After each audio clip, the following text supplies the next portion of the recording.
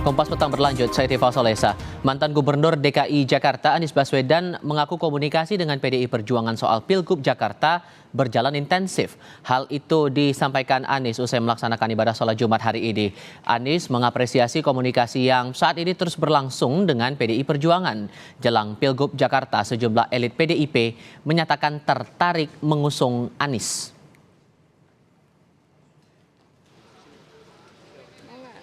Anies dan komunikasinya sejauh ini ada yang komunikasinya intensif dengan teman-teman di PDI Perjuangan dan kami menghargai sekali kepercayaan yang disampaikan.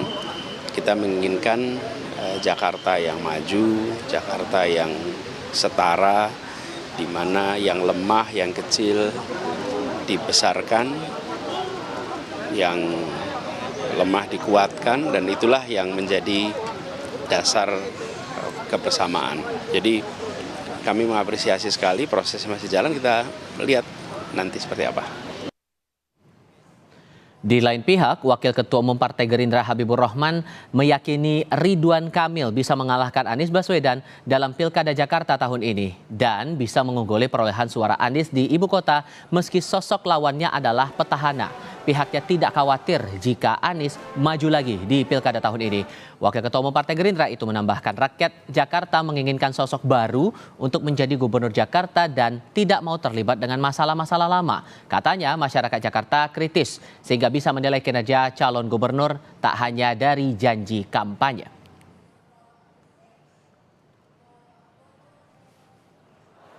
Penantangnya insya Allah akan menang kalau kita cari yang benar-benar kuat seperti Pak Ridwan Kamil. Kenapa? Ya, karena rakyat Jakarta ini kan selalu ingin yang baru, ya, selalu ingin yang orang tidak terlibat masalah-masalah lama. Ya, Anies juga kan kemarin kalah waktu Pilpres di Jakarta, padahal beliau gubernurnya, gitu kan. Walaupun tipis, tapi kalau kalah ya tetap kalah, gitu kan. Sehingga kalau ada orang baru, sosok baru menantang Pak Anies besok ini, ya, saya pikir peluangnya besar ya untuk bisa menang. Ketua Umum Partai Amanat Nasional Zulkifli Hasan menyebut partainya menjagokan Ridwan Kamil maju di Pilkada Jakarta 2024 dan sempat meminta kepada Presiden Joko Widodo untuk mengusung Kaisang Pangarep mendampingi RK di Pilkada Jakarta, namun permintaan tersebut ditolak Presiden. Zulhas menilai Partai Koalisi Indonesia Maju membutuhkan nama Kaisang untuk maju di Pilkada Jakarta karena berpotensi meraih kemenangan. Saya mengusulkan Ridwan Kamil di Jakarta, semua setuju. Pasangannya siapa, Bang? Pasangannya belum. Saya lapor waktu itu kan Pak Presiden, kalau Kaisang boleh nggak gitu. Pak Presiden bilang jangan ya. Tapi kan partai-partai perlu. Kata Mas Kaisang bilangnya itu kan versi Pak Zulhas. Iya, gitu. Tapi kan partai-partai perlu kan. Perlu apa? Agar bisa menang. Gitu. Kalau Pak RK mau Kaisang? RK Kaisang. Pak RK siapa saja kalau menang pasti mau. Kalau PAN gimana Pak? Ketua Umum PSI Kaisang Pangarep mengaku akan lebih memilih Anies Baswedan dibandingkan Ridwan Kamil untuk berpasangan di Pilkada Jakarta. Menurut Kaisang, secara elektabilitas dari sisi survei, Anies sosok yang tepat. Tetapi putra bungsu Jokowi itu mengaku tidak bisa menentukan karena belum tentu maju dalam Pilkada.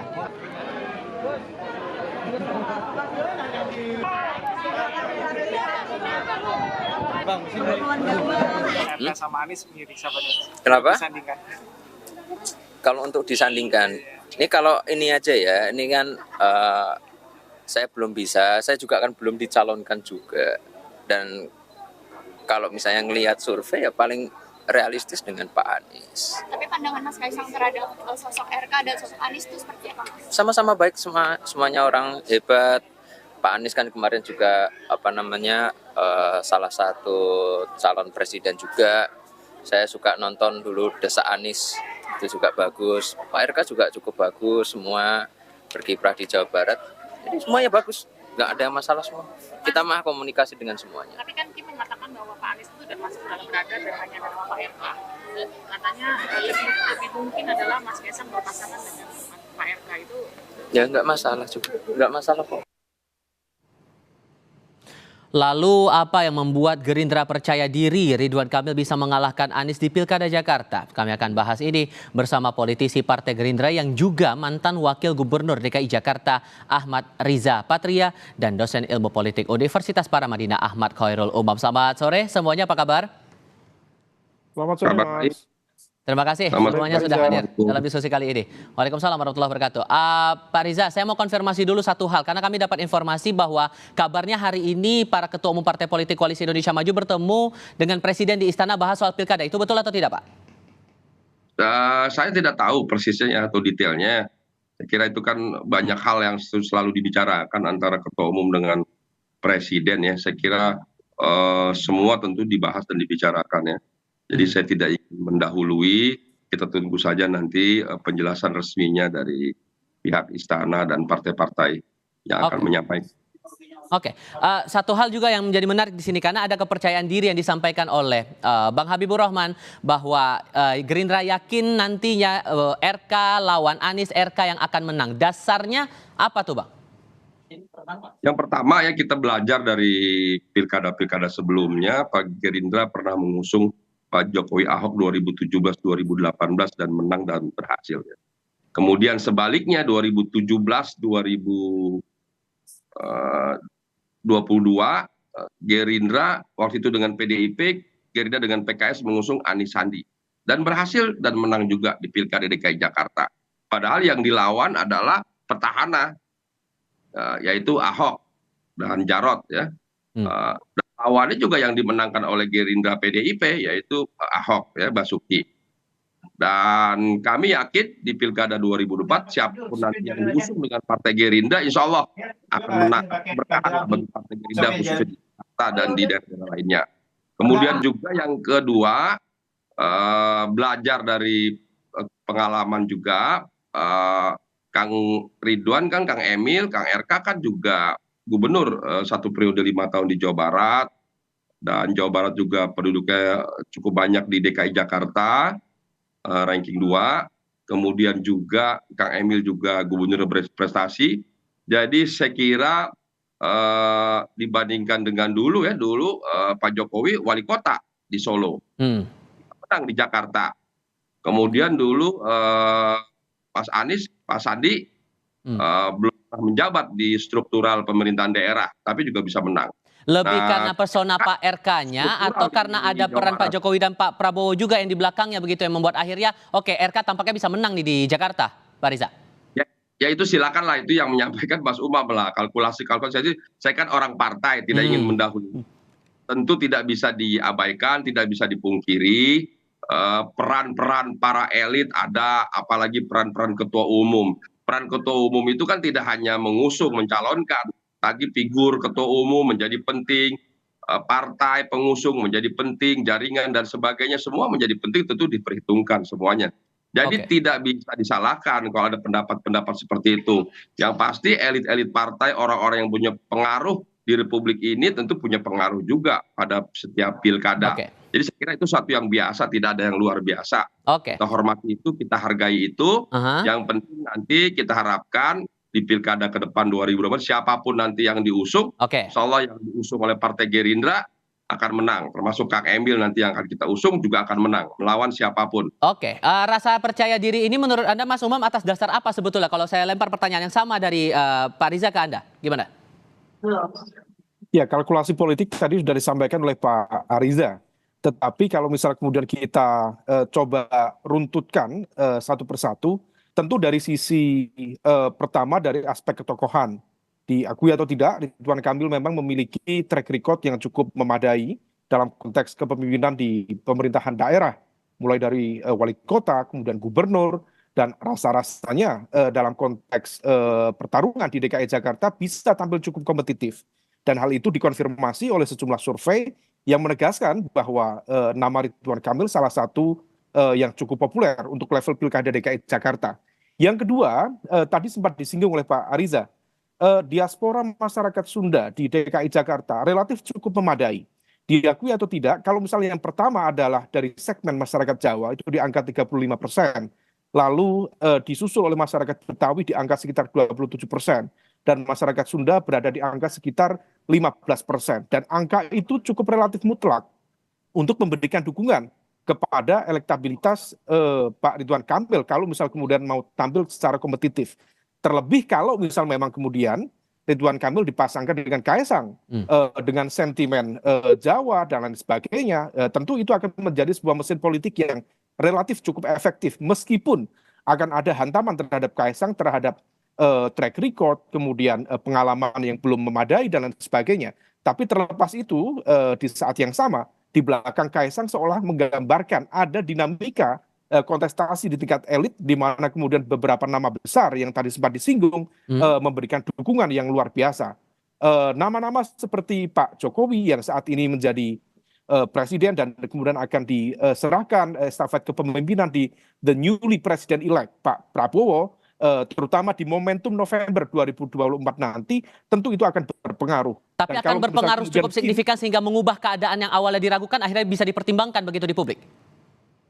akan mengubah, akan berpengaruh secara signifikan. Karena bagaimanapun juga, saya berkeyakinan pemerintah baru dan juga KIM, Koalisi Indonesia Maju, yang kemarin memenangkan Pilpres di 2024, tidak akan berpangku tangan, tidak akan bermain-main, dan akan melakukan segala cara, at all cost, untuk memenangkan DKI Jakarta. Karena bagaimanapun juga kemenangan di DKI Jakarta ini akan berpengaruh di Pilpres dan juga Pileg di 2029 nanti.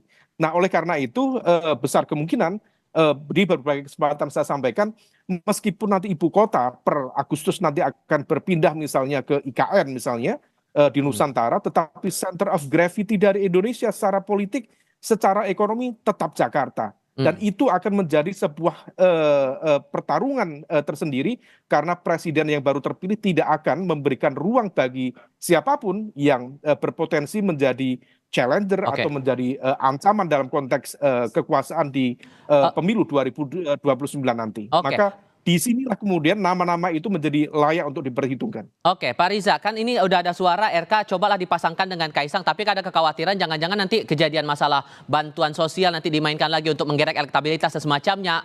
Anda menangkapnya gimana kalau ada kesan seperti itu di publik?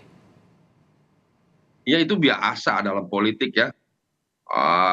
Pasti saja yang diusung oleh calon, oleh partai-partai pendukung pemerintah, apapun bentuk kebijakan pemerintah, termasuk bansos, pasti dikait-kaitkan, itu biasa. Nanti kita serahkan pada masyarakat, kan.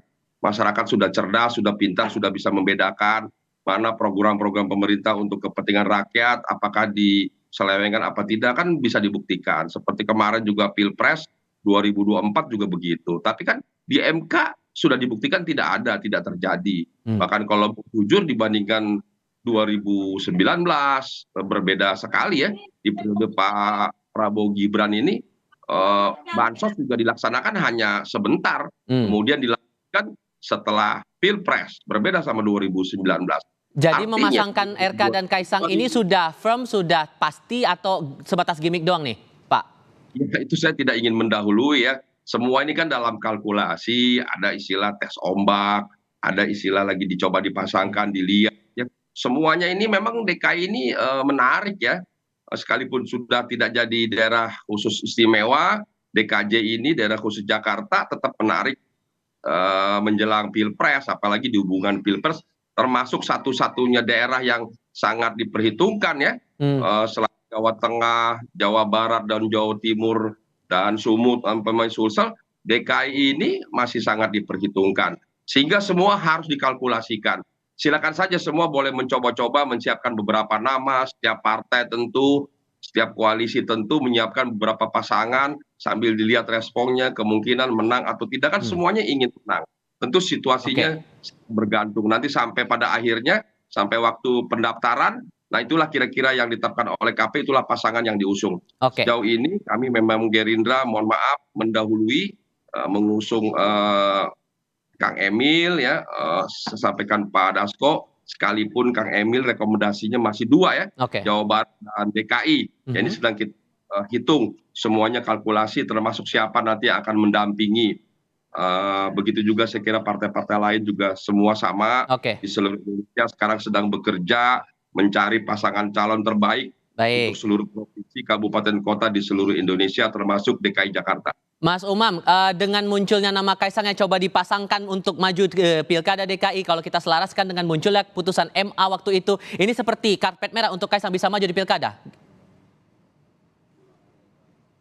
Mas Umam, mohon maaf, audionya masih tertutup? Ya, Oke. besar kemungkinan demikian. Artinya kalau misal kemudian putusan dari Mahkamah Agung kemarin, kemudian betul digunakan, dimanfaatkan oleh Kaisang, maka seolah itu mengkonfirmasi bahwa aturan itu diubah sebagai sebuah bagian dari upaya afirmasi untuk memberikan ruang bagi Kaisang untuk maju dalam pilkada khususnya di DKI Jakarta ini. Maka itu menjadi bagian dari konsekuensi. Kalau misal nanti ada tudingan atau kritikan dari kalangan masyarakat sipil atau dari rival-rival politiknya, tentu itu harus tetap diterima sebagai bagian dari konsekuensi dari pilihan dan juga langkah politik tersebut. Tetapi kalau misal kemudian Kaisang akhirnya dipasangkan dengan Ridwan Kamil, saya pikir itu akan bisa menjadi sebuah mesin politik yang cukup efektif, bukan sekedar semata-mata menghasilkan aspek kedaerahan gabungan antara Sunda dan Jawa, tetapi dari segmen kekuatan politiknya Kaisang bisa masuk dalam segmen kelompok masyarakat anak muda, pemilih muda. Kang Emil juga memiliki strategi komunikasi yang cukup relevan untuk menjangkau kelompok muda, dan semua itu relatif tidak memiliki political barrier yang memadai. Dan secara ideologis, Kang Emil sendiri atau Ridwan Kamil sendiri berada di posisi tengah. Dia tidak memiliki barrier atau resistensi secara politik, secara ideologis terhadap kelompok nasionalis ataupun terhadap kelompok Islam. Dan ini sangat berbeda dengan pilkada-pilkada sebelumnya yang seolah kemudian ada segregasi kuat di sana. Nah, disinilah yang kemudian harus dihitung betul, terutama oleh kalau misal kemudian Mas Anies Baswedan ingin maju betul dalam pilkada DKI Jakarta, harus dihitung secara cermat. Nah, komposisinya seperti apa? Oke, tahan dulu di situ Mas. Saya harus sampaikan dulu karena tadi setelah sholat Jumat Mas Anies sempat menanggapi pernyataan dari Pak Habibur Rahman yang bilang Ridwan Kamil bisa mengalahkan Anies di Pilgub Jakarta. Kita coba dengar dulu. Nah, terus mereka mengatakan bahwa Kang Emil ini jadi pesaingnya Pak Anies dan punya peluang karena Pak Anies petahana ini sulit menang petahana di Jakarta. Gimana Pak Anies melihatnya? Ya, sekarang kami terima amanah untuk menjadi calon. Kita jalani dan jalani dengan cara yang terhormat. Sampaikan kepada warga Jakarta apa yang menjadi rencana, apa yang sudah dikerjakan, apa yang akan diteruskan. Selebihnya kita serahkan kepada rakyat Jakarta. Terakhir kan Bapak masih mikir-mikir kita semua sampai akhirnya sekarang yakin apa sih Pak yang akhirnya memantapkan keputusan Bapak untuk maju? Hampir tiap hari datang warga ke tempat kami. Hampir tiap hari. Dari berbagai tempat. Dan semua datang, yang datang siapa yang lemah, yang kecil. Saya kasih kesempatan Pak Riza singkat saja Pak atas pernyataan Pak Anies tadi, gimana ngeresponnya? Iya, Pak Anies itu kan gubernur 5 tahun, sudah biasa berinteraksi, tampil di media, sudah jadi politisi. Saya kira jawabannya tidak ada yang salah ya. Semua politisi akan menjawab hal-hal yang seperti itu, jadi tidak ada yang salah. Kita hormati apa yang menjadi respon maupun jawaban dari Pak Anies, kita hormati. Saya ingin mengajak seluruh masyarakat Jakarta, ini Pilpres sudah selesai, Prabowo juga sudah ditetapkan, akan dilakukan di 20 Oktober, mari kita menyongsong pelantikan, memastikan Jakarta yang bukan ibu kota lagi, tetap menjadi daerah yang mampu meyakinkan kita semua agar suasana di Jakarta menjadi aman, damai, kondusif, sehingga nanti pelantikan Prabowo Gibran berlangsung dengan hikmat, lancar, damai, dan tertib. Sudah kami tangkap poinnya. Mas Umam singkat saja, meresponnya bagaimana? Ya tentu statement tadi saya pikir itu adalah sebuah kode keras dari Mas Anies yang menegaskan bahwa dia akan maju di Pilkada DKI Jakarta November nanti. Yang kemudian perlu dihitung adalah dari partai mana, karena bagaimanapun juga threshold 20% itu harus terpenuhi. Kalau misalnya kemudian bisa menggabungkan, meleburkan dua kepentingan yang berbeda, terutama antara PDIP dan PKS, tentu itu akan sangat luar biasa. PKS dalam posisi kepercayaan diri yang sangat tinggi, mendapatkan 18 kursi, kemudian PDIP mendapatkan 15 kursi. Tetapi ada segregasi secara ideologis yang cukup kuat. Saya tidak yakin apakah bisa melebur atau tidak. Tetapi kalau misal bisa dileburkan, atau setidaknya mendapatkan dukungan barangkali dari PKB, atau dari Nasdem, tentu itu akan cukup promising, akan cukup menjanjikan dalam konteks pertarungan ke depan. Mas Tifal. Oke, Pak Riza, Mas Umam, terima kasih banyak sudah hadir dalam diskusi kami kali ini. Sehat selalu semuanya. Selamat sore.